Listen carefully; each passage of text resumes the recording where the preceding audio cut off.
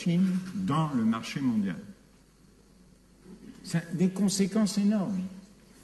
Pas seulement pour les Chinois, il y a 1 milliard de Chinois qui vivent mieux qu'avant. Pas bien, très mal, mais mieux qu'avant avec un petit espoir pour leurs enfants. Mais c'est valable pour l'univers entier, ce grand tournant de la Chine.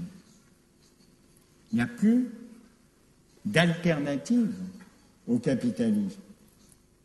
Les Africains, aujourd'hui, regardent les Chinois et regardent la Corée du Nord.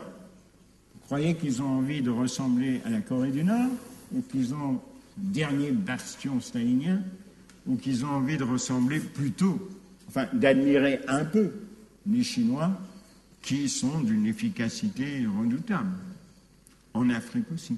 Donc l'idée même de l'alternative 68, etc., a disparu. Et ce qui fait que quand vous criez contre le capitalisme, ce qui va se passer cet après-midi dans la manifestation, vous criez certes, mais sans la perspective d'un autre monde. Alors, qu'est-ce qui se passe? Et là, je termine, parce que je crois qu'il faut terminer. Et comme je ne vais pas résoudre tous les problèmes, ça va vous paraître complètement drôle.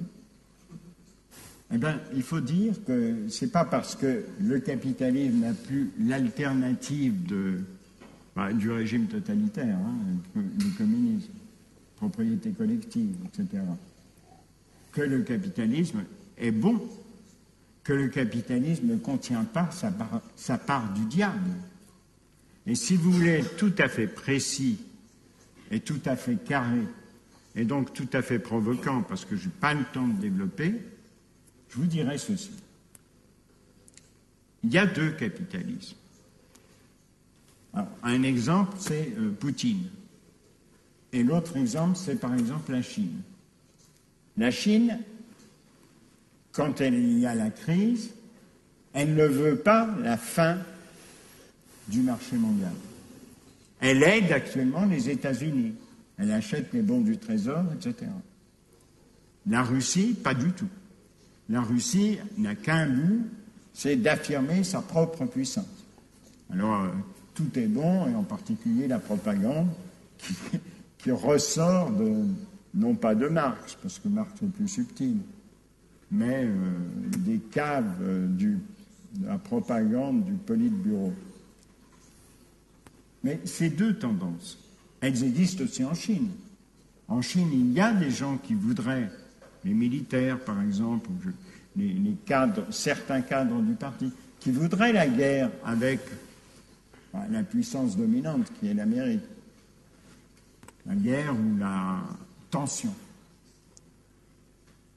En Russie, il y avait, et il y a quelques gens qui veulent un monde pas du tout fondé sur la cassure, sur la fêlure et sur la nuisance. Donc il y a deux capitalismes, mais chez tout le monde. Il y a aussi deux capitalismes en Europe et aux États-Unis. Alors c'est quoi ces deux capitalismes? Il y en a un qui veut tant bien que mal que ça continue. Et qui dit, au fond, on a quand même réussi quelque chose. En 30 ans,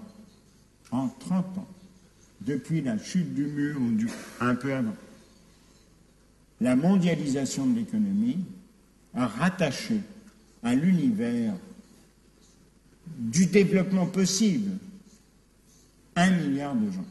Les Chinois, les Hindous, les Brésiliens. C'est énorme.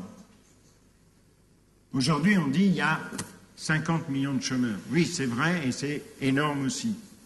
Mais 1 milliard de gens, on les oublie,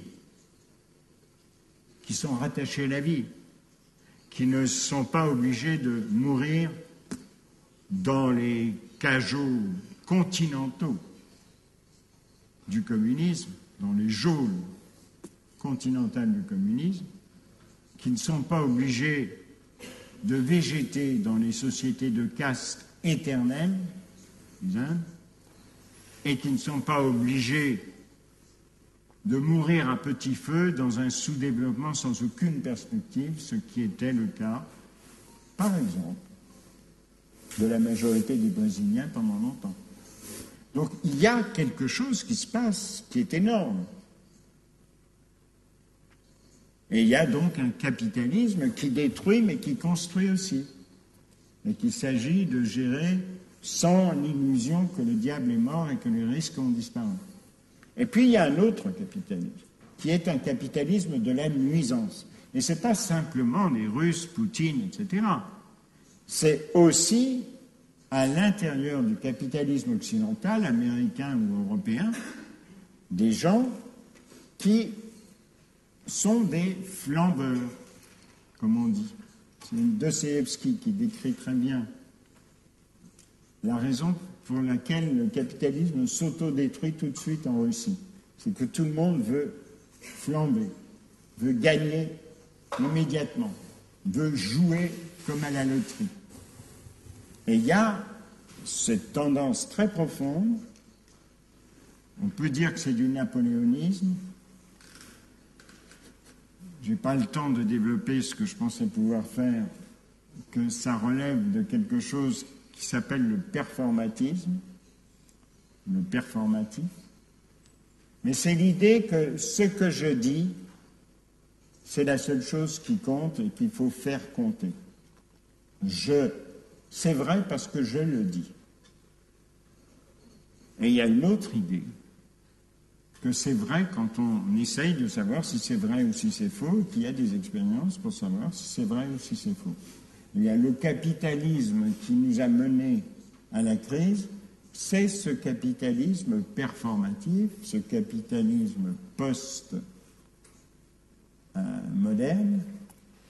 qui pense qu'il n'y a pas de vérité, il n'y a pas de fait, il n'y a que des interprétations, et si je suis au pouvoir, mon interprétation est la bonne.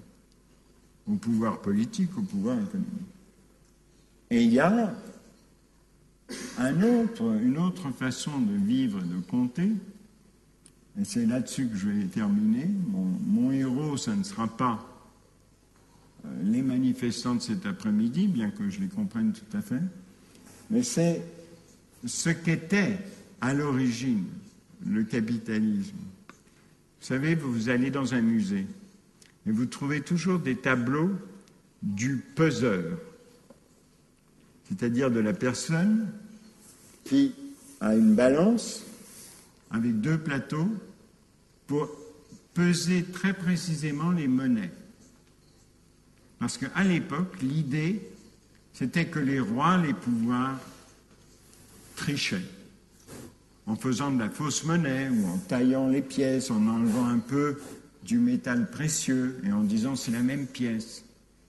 Et puis il y avait des gens qui pesaient et qui disaient non, c'est pas la même pièce. Et c'est une des origines du capitalisme.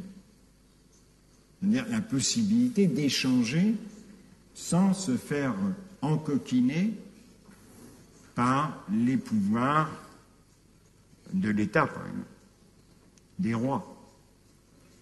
Eh bien, le capitalisme n'est pas souvent ce capitalisme prudent qui pèse sérieusement en fonction de ce qui nous paraît le plus vrai possible ou le plus vraisemblable.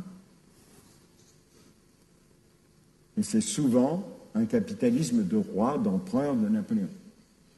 Mais cette coupure, c'est une coupure entre deux formes de capitalisme. Et je vous souhaite bonne chance.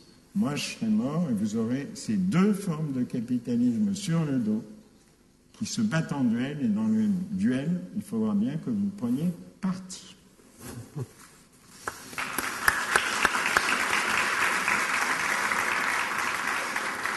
Bien, como era de esperar, el profesor Glucksmann ha dicho... Nationalisme fou. On s'est unis contre Staline. C'était le mur à l'époque. Le mur. Et on s'est unis, ça on ne l'a pas dit. Mais pratiquement c'est ce qui s'est passé. On s'est unis en arrêtant les guerres coloniales.